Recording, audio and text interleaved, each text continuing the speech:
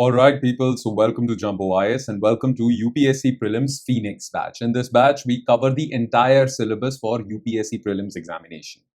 You will get to revise your entire syllabus 3 times if you follow this batch diligently. Plus, the entire syllabus means the entire syllabus, not just the static portion but also current affairs. Okay?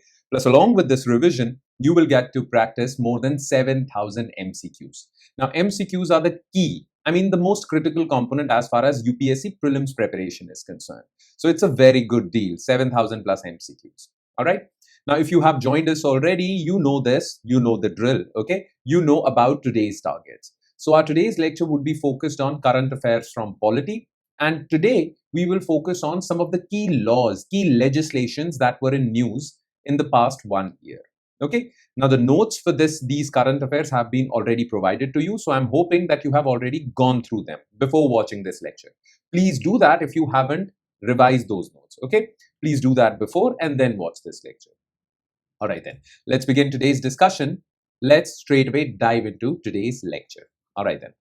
So current affairs polity day 3 and our today's targets were key legislations, key laws. Okay.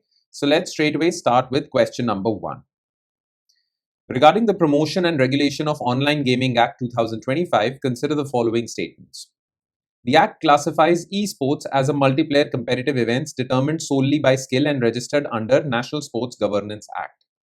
The Act transitionally allows online money games provided they are classified as games of skill by the state government.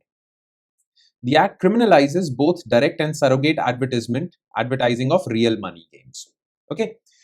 Now, you see, the thing is that money games, betting games, all right, card games, all these money games or all these games online which involved money, okay, they were considered bad for the society and therefore the government decided to ban them through this law, Online Gaming Act. Okay. So money games were banned. But government also knows that games are sometimes beneficial for society. In fact, some people are developing those kinds of games which would be good for children growing up, young children, okay? Because it helps them develop their mental capacities and all. So there are so many benefits of games. So government says that there are not just societal benefits of games, there are also, economic benefits of games. Gaming industry is a big industry. So government has said through this law that we just are going to prevent money games, online money games. All the other games would be promoted. In fact, promoted through this law, right? So the Act classifies esport games as multiplayer competitive events determined solely by skill, okay, not through money, and registered under National Sports Governance Act. Absolutely correct. The Act transitionally allows online money games, not at all, even if they are a game of skill. Okay. For example, people say that poker is a game of skill, but it involves money, so it would be prohibited. Okay. The Act criminalizes both direct and surrogate advertisement of real money games by celebrities and all. Absolutely correct. Okay. So the answer would come out to be C for this. Question number 2. With reference to Online Gaming Authority of India, which was created under this new law, which of the following is not a mandate of this body? Okay, which of the following won't be done by this authority? Handling public grievances related to online gaming, determining if a specific game qualifies as a money game, adjudicating appeals against its own decision before they go to the Supreme Court, categorizing and registering online social games. Now, this question, even if you don't know about this OGAI, this question can be basically solved through logic only. Okay, how? You see, there is this thing called conflict of interest.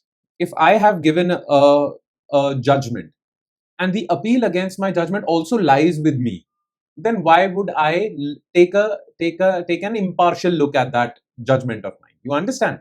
The appeal against my decision shouldn't lie with me because that would amount to conflict of interest. The adjudicating appeals against its own decision. That's not its mandate. Okay.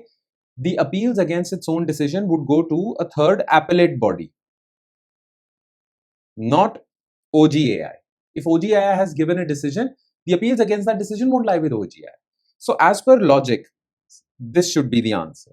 But this question is important for you to understand the functions of OGAI. So it handles public grievances related to online money games. It determines whether a game is a money game or not. Yes. It categorizes and registers online social games. All of this is correct. This is not the mandate, C. So the answer would be C. Okay, next.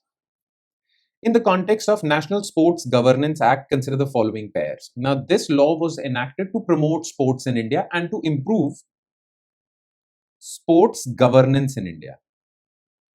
Okay, there are so many sports federations in India, hockey federation, football federation, right? And many people have alleged that they have very poor governance norms, a lot of corruption, a lot of nepotism, and previous players, previous sportsmen do not get the opportunity to serve in these governance bodies.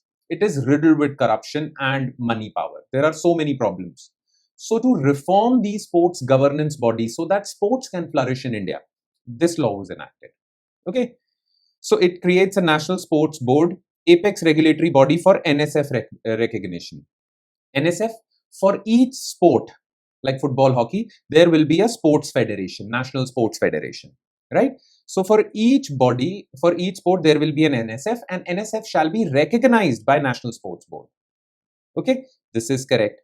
National Sports Tribunal handles anti-doping violations and selection election disputes. Now, National Sports Tribunal would handle various disputes, but not doping, drug testing. That would be handled by a separate body, NADA.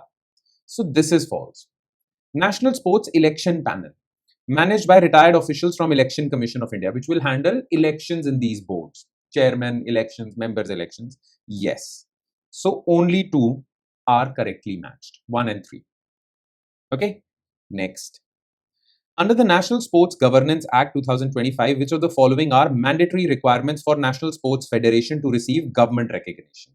Okay, so for a federation, hockey federation or any other federation, what are the requirements for it to be given recognition by National Sports Board? Maximum age for office bearers is capped at 70 years. So anyone who is more than 70 years cannot become a member. Minimum 4 women in the executive committee. Inclusion of at least 2 sports persons of outstanding merit. Okay, previous sports person should be in governance. Mandatory designation as public authority under RTI. Because if you are not designated as public authority, like BCCI is a private authority, so you can't file RTI applications, which reduces transparency. So all sports federations should be registered as public authority. So all are correct. D. Okay, next. The Umeed Act introduced which of the following changes to Waqf administration? So the Umeed Act is basically Waqf Amendment Act. The Waqf Act was amended, okay, in 2025. Now this Waqf Amendment Act is known as Umeed Act. Okay. Now to understand this Waqf Act, you need to know what Waqf is. You see, some of you are not already aware. Islamic law, which is also known as Sharia. Okay.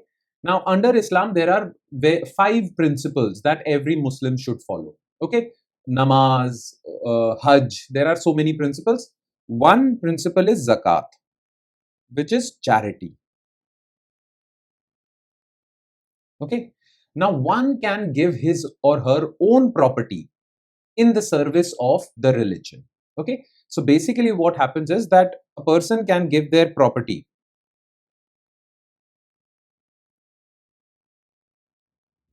A person can give their property in service of religion. So the person will transfer their property to God. God will be the owner of that property. Okay. But God is not available in physical form on earth. So therefore, that property would be managed as per the principles of Sharia for charitable purposes by a Waqf board. So the person has donated their property to God. God will be the owner, but management would be done by Waqf. These are Waqf properties. Now, there were certain discrepancies, there were certain allegations, and for that reason, the act was amended. Okay.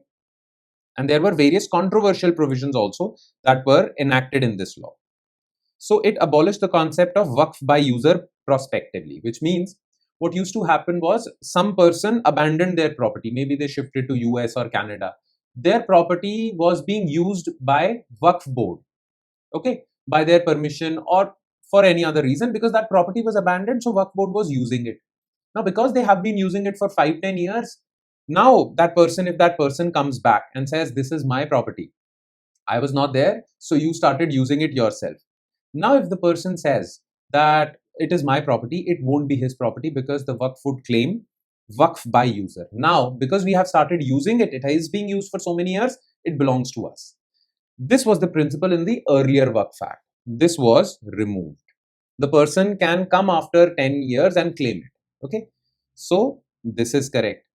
It mandates the inclusion of non-Muslim members in state Waqf board. Again, a controversial provision.